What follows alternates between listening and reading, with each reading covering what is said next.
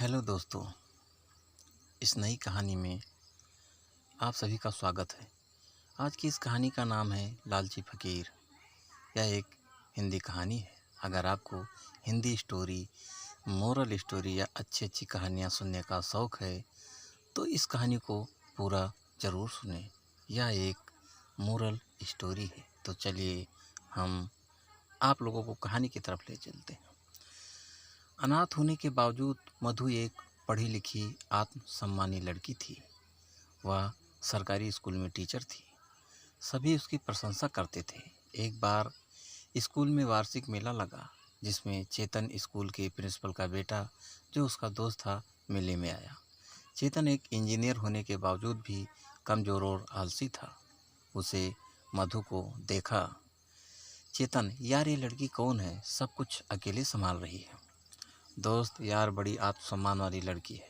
देख ले, अनाथ होते हुए भी यहाँ तक पहुँच गई। जल्दी ही प्रिंसिपल भी बन जाएगी। चेतन, सरकारी टीचर, वाह, ऐसी लड़की से शादी हो जाए तो क्या कहना। घर आकर चेतन ने मधु के बारे में अपनी माँ को बताया। माँ ने चेतन की बात चलाई। प्रिंसिपल के बेटे की मध्यस्थता के कारण ये शादी पक्की हो गई। मधु की सहेलियाँ उसे चिढ़ाते हुए बोली, क्यों मधु, तो ये तेरे सपनों का राजकुमार है। तू तो कहती थी किसी ऐसे वैसे से शादी नहीं करेगी। मधु, ये इंजीनियर है, अब इसके साथ मैं अपनी दुनिया बसाऊंगी। तुम सब मुझे दुआएं दो। मैंने लड़के से बात की है, उसे कुछ भी नहीं चाहिए, सिर्फ एक अच्छी लड़की के सिवा। सादगी से शादी करके चेतन मधु को घर लाता है। मधु इंजीनियर की पत्नी बनकर बहुत खुश होती है। शादी के अगले दिन चेतन की माँ उसे जगाते हुए कहती है, चेतन देख, अब घर में बहू आ गई है बेटा। अब अपने लिए अच्छी सी नौकरी ढूंढ ले। इस तरह घर में पड़ा रहना अच्छी बात नहीं। बेचारी क्या सोचेगी। चेतन, अरे माँ, इसीलिए तो बिना दहेज लिए उस अनाथ से शादी की और न क्या मुझे लड़कियों की कमी थी। मेरे से सरकारी नौकरी नहीं होती माँ, अब तो मधु ही नौकरी करेगी। माँ, हे भगवान, कैसा बेटा दिया है, बिल्कुल अपने बाप पर गया है। समझ नहीं आता बहू इसके साथ जीवन कैसे बिताएगी। माँ की ताने सुनकर चेतन अपने कमरे में आ जाता है जहाँ मधु उसका इंतजार कर रही होती है। मधु से पूछती है, सुनिए, मेरी सहेली का फ़ोन आया था। वो मुझसे पूछ रही थी कि आप किस कंपनी में इंजीनियर हैं। मुझे तो आपकी कंपनी का नाम ही नहीं पता। चेतन, देखो, मैं तुम्हें पहले ही बता देना चाहता हूँ, मैं कोई झूठा मक्कार नहीं हूँ। अच्छी खासी नौकरी इस सरकारी स्कूल में टीचर हो, बढ़िया तनख्वाह आती है, फिर भला मुझे नौकरी करने की क्या ज़रूरत। आखिरकार घर में भी तो कोई देखभाल के लिए होना चाहिए। मधु, ये आप कैसी बातें कर रहे हैं। खैर, चिंता की कोई बात नहीं, मैं आपकी मदद करूंगी। हम मिलकर आपके लिए नौकरी ढूंढेंगे। चेतन, नौकरी नौकरी नौकरी, क्या दिमाग खराब कर दिया। इस घर में तो चैन से बैठा ही नहीं जाता। और याद रखना, कल से तुम्हारी छुट्टियां खत्म हो रही है। मैं तुम्हें स्कूल छोड़ने जाऊंगा और वापस लेने भी आऊँगा। ये काम क्या कोई कम है। आई बड़ी। चेतन के जाने के बाद मधु उदास हो गई। उसने सपने में भी नहीं सोचा था कि उसका पति बेरोजगार और कमज़ोर होगा। वो तो खूबसूरत सपने सजाकर ससुराल आई थी। मधु, मैं अपनी पूरी ज़िंदगी किसी कमज़ोर के साथ बर्बाद नहीं कर सकती। मुझे इस आदमी के साथ नहीं रहना। मैंने इन्हें छोड़कर चली जाऊंगी। सुबह होने पर चेतन मधु को स्कूल छोड़ आता है, लेकिन जब मधु को वापस लेने जाता है तो मधु आने से इनकार कर देती है। मधु, चेतन, तुम यहाँ से चले जाओ। मैं तुम्हारे जैसे आदमी के साथ नहीं रह सकती। मैं अपना जीवन अकेले बिता लूँगी। चेतन, ये तुम कैसी बात कर रही हो? ऐसा भी कभी होता है क्या? मैं तो मजाक कर रहा था। जल्दी ही मुझे नौकरी मिल जाएगी डार्लिंग, मैं कोशिश कर रहा हूँ। चलो घर चलो। झूठ बोलकर चेतन मधु को घर ले आता है और कुछ कंपनियों में उसके सामने ही एप्लीकेशन भी भेज देता है, पर उसका दिमाग काफ़ी परेशान हो जाता है। वह अपने दोस्तों से इस बात की चर्चा करता है। दोस्त कहते हैं, अरे चेतना, चिंता करने की कोई बात नहीं।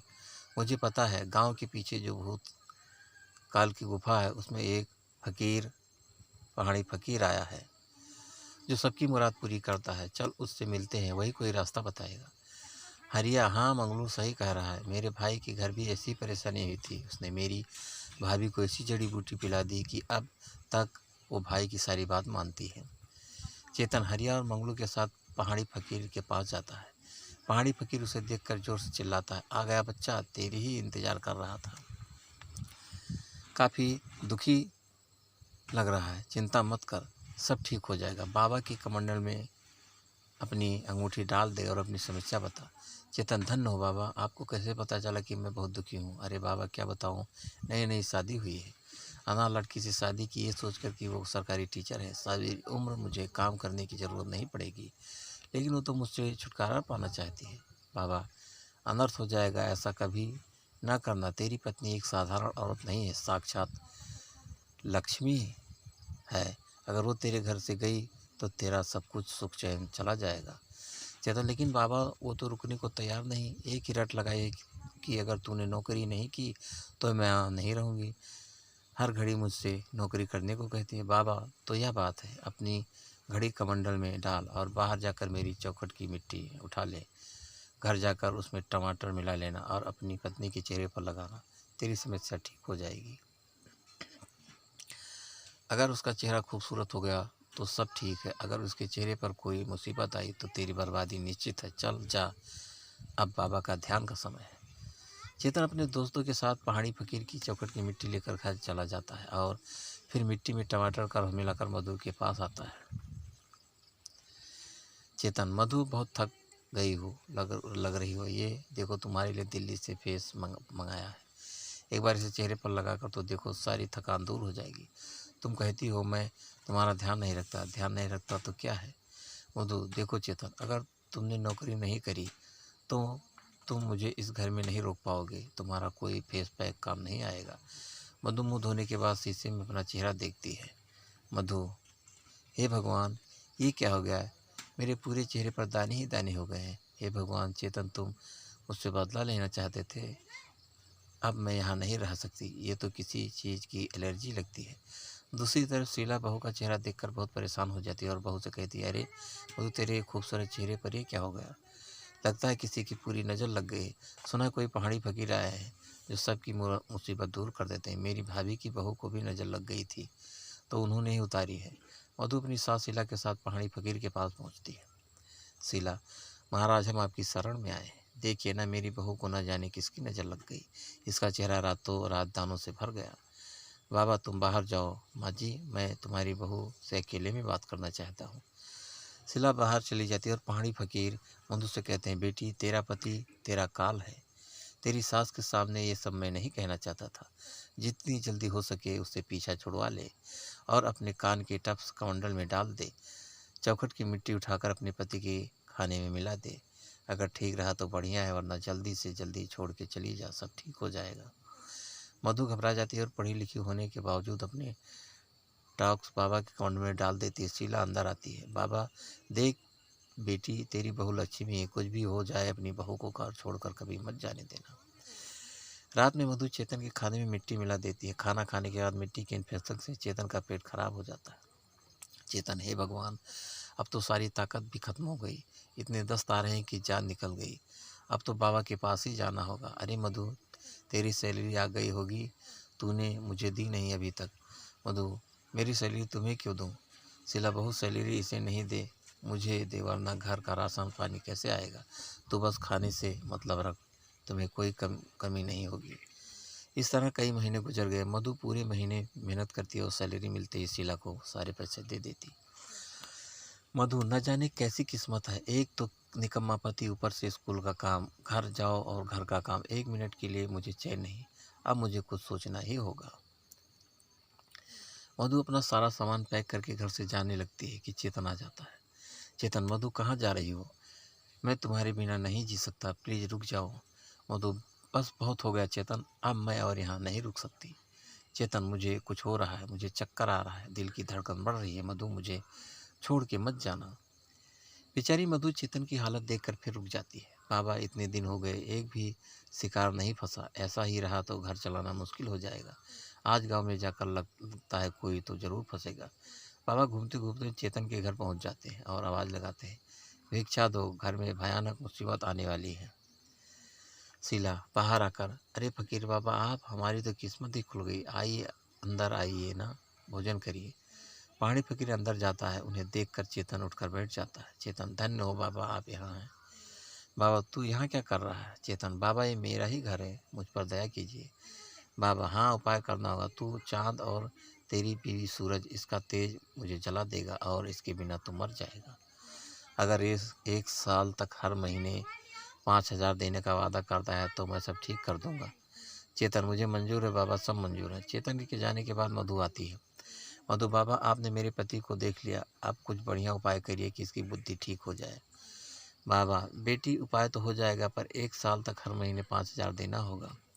मधु, बाबा आप पैसे की चिंता मत करिए, आप सब ठीक कर दीजिए। उसके सबके जाने के बाद पहाड़ी फकीर मन ही मन सोचता है, शीला तेरे दोनों बच्चों पर काली छाया है, मुझे अनुष्ठान करना होगा वरना सब बर्बाद हो जाएगा। शीला, नहीं नहीं बाबा, आप अनुष्ठान कीजिए। बाबा उसमें बहुत खर्च होगा, सोच लो। शीला, जो भी होगा बाबा, परिवार से बड़ा कुछ नहीं। बाबा हर महीने 5,000 लगेगा बेटी और अनुष्ठान 1 साल का होगा। शीला, मुझे सब मंजूर है, आप मेरे घर को बचा लो।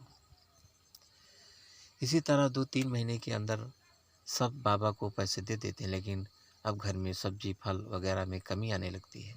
चेतन, माँ साबुन तो देना, बाथरूम में साबुन नहीं है। शीला, बड़ा आया राजकुमार, काम का न काज का, बिना साबुन के नहीं नहा सकता क्या? आज से घर में साबुन आना बंद, अब खुद ही की कमाई से साबुन लाना। चेतन, माँ मेरा जेब खर्च तो दे, तूने पिछले महीने से भी नहीं दिया। शीला, एक ढेला भी नहीं मिलेगा, जाकर खुद कमा। चेतन, आखिरकार माँ कहो क्या हो गया? लगता है कोई नौकरी ही करनी होगी वरना बाबा को पैसे देना मुश्किल हो जाएगा। मधु, माँ पिछले 1 हफ्ते से घर में सब्जी भी नहीं आ रही है। माँ जी, इतनी मेहनत के बाद सिर्फ अचार से काम नहीं चलता मेरा। शीला, अरे तो क्या मैं खा लेती हूँ। शीला, सब नहीं आती, निखट्टू कहीं का। तू कमाता होता तो कोई मुझसे हिसाब नहीं पूछता। दूसरी तरफ पहाड़ी फकीर को हर महीने पैसे मिल जाते हैं। बाबा अब रोज मलाई पकवान उड़ाता और चेतन के घर में गरीबी छाने लगती थी। अगले महीने मधु शीला को 5,000 कम दे देती है। शीला, अरे बहू, ये पैसे कम क्यों हैं? मधु, माँ जी इनकम टैक्स के पैसे कट गए हैं। चेतन, इस महीने मुझे 5,000 चाहिए, एक कोर्स कर रहा हूँ नौकरी के लिए। मधु, लगता है बाबा का अनुष्ठान काम कर रहा है। मधु, चेतन तुम चिंता ना करो, कोर्स करो, मैं तुम्हें पैसे दे दूंगी। चेतन, लगता है बाबा का अनुष्ठान काम कर रहा है। उन दोनों को प्यार से बात करते देख शीला को भी यही लगता है कि बाबा का अनुष्ठान काम कर रहा है। चेतन 1-2 जगह इंटरव्यू देता है और उसे नौकरी मिल जाती है। अब सबको विश्वास हो जाता है कि ये पहाड़ी फकीर की महिमा है। नौकरी मिल जाने के कारण मधु भी चेतन के साथ प्यार में रहने लगती है। अगले महीने शीला, मधु और चेतन अलग अलग बाबा को पैसे देने जाते हैं। मधु चेतन को देखकर चुप हो जाती है और वीडियो बनाती है। चेतन, जय हो बाबा, आपका अनुष्ठान तो काम कर गया, ले लीजिए आपके 5,000, अपना काम पूरा कर दीजिए। बाबा, कोई चिंता की बात नहीं, सब हो जाएगा। शीला, जय हो आपकी, आपके अनुष्ठान से मेरा घर बदल रहा है, लीजिए 5,000, बस मेरा काम पूरा कर दीजिए। शीला के जाने के बाद बाबा अपनी बिग उतार कर बीवी को बुलाता है। सूजी डार्लिंग, बाहर आना, देखो तुम्हारा काम हो गया, आज खाना ऑर्डर कर दो पर नॉन वेज करना। सूजी डार्लिंग, 1 साल के बाद क्या करोगे? बाबा, मूर्खों की कोई कमी नहीं है, तुम ऐसा करो, मैं इनकी मूर्खता का कष्ट करूँगा। शीला को सब समझ आ जाता है और वो वापस आ जाती है। घर पहुँचते ही और चेतन खुशी से कहता, मधु बाबा की दया से मेरा प्रमोशन हो गया, अब मेरी सैलरी 1 लाख रुपए है, चाहो तो तुम नौकरी छोड़ सकती हो। मधु, चेतन, ये सब बाबा का नहीं, तुम्हारी मेहनत का फल है। तुम्हारे मुंह से सब सुनने के लिए मैं कब से तरस रही थी। तुम तो जानते हो ना, मैं अनाथ थी, सारी ज़िंदगी मेहनत करके खाया है। शादी के बाद चैन से खाना चाहती थी, पर अब मुझे नौकरी करना अच्छा लगता है और तुम्हारे जैसा पति पाकर मैं बहुत खुश हूँ, मुझे और कुछ नहीं चाहिए। शीला, सब बाबा की दया है, उनकी पूजा से हमारा घर ठीक होगा। मधु, उनकी कृपा से हमारा घर ठीक नहीं हुआ माँ, हमारा घर चेतन की मेहनत से ठीक हुआ है, बल्कि हमारे पैसे से उनका घर ठीक हो गया है, ये देखिए। मधु सबको बाबा का वीडियो दिखाती है। चेतन, इस बाबा की वजह से मैं नौकरी कर रहा था, अब मैं नौकरी छोड़ देता हूँ। मधु, क्या? चेतन, हाँ हाँ, ऐसा कभी नहीं होगा मधु, मुझे अपनी भूल समझ आ गई है, अब हम सब मिलकर इस बाबा को मजा चखाते हैं। बाबा मधु को फ़ोन करके पैसे के लिए पूछता है। बाबा, मधु, बाबा मैंने आपके जन्मदिन पर आपके लिए खाना रखा है, आप हमारे यहाँ खाने के लिए आइए, मेरे और दोस्त भी आपसे मिलना चाहते हैं। बाबा सोचता है कि उसके लिए और पैसों का इंतजाम होने वाला है। वह खुशी खुशी खाना खाने चेतन और मधु के घर जाता है। शीला, आइए आइए बाबा, आराम से बैठिए, लेकिन अपना बैग उतार दीजिए, क्योंकि यहाँ पंखा बहुत तेज़ है। अगर ये उड़ गया तो खाना खराब हो जाएगा। शीला की बात सुनकर बाबा घबरा जाता है और अचानक अंदर से मधु और चेतन पुलिस के साथ बाहर आते हैं। मधु पुलिस को बाबा का वीडियो दे देती है और बाबा को गिरफ्तार कर लिया जाता है। बाबा, अरे मूर्खों, ये सब क्या कर रहे हो? मैं सबको भस्म कर दूंगा। नहीं जानते मैं एक सिद्ध फकीर हूँ? मधु, सब कुछ अच्छे से जान चुके हैं ढोंगी फकीर, अब तेरा कोई पैतरा काम नहीं करेगा। इंस्पेक्टर, अरे बहुत बेवकूफ़ बना लिया सबको तुमने। अब आ जाओ थाने में, कुछ दिन हमें सेवा करने का मौका दो। ले जाओ इसे, और आप सबका बहुत धन्यवाद जो ऐसे ढोंगी को पकड़वा कर हमारे सभ्य समाज में जो दिल से धर्म आचरण करने वाले लोग हैं, उनकी इस ढोंगियों की वजह से बहुत बदनामी होती है। आप जैसा सतर्क अगर हर कोई हो गया तो हमारा भारत फिर से स्वर्ग कहलाएगा। लेकिन बाबा के धोखे से मधु के निकम्मे पति को हमेशा के लिए सीख देती थी। सब लोग खुशी खुशी रहने लगते हैं। तो दोस्तों, ये हिंदी स्टोरी आपको कैसी लगी, नीचे कमेंट करके हमें ज़रूर बताइएगा। दोस्तों, अगर अभी तक आपने हमारे चैनल को सब्सक्राइब नहीं किया है तो प्लीज़ जल्दी से आप हमारे चैनल को सब्सक्राइब कर लीजिए, जिससे इसी तरह और अच्छी अच्छी कहानियाँ आप लोगों के बीच पहुँचाता रहूँ। तो अगली कहानी में फिर मिलेंगे, तब तक के लिए नमस्कार।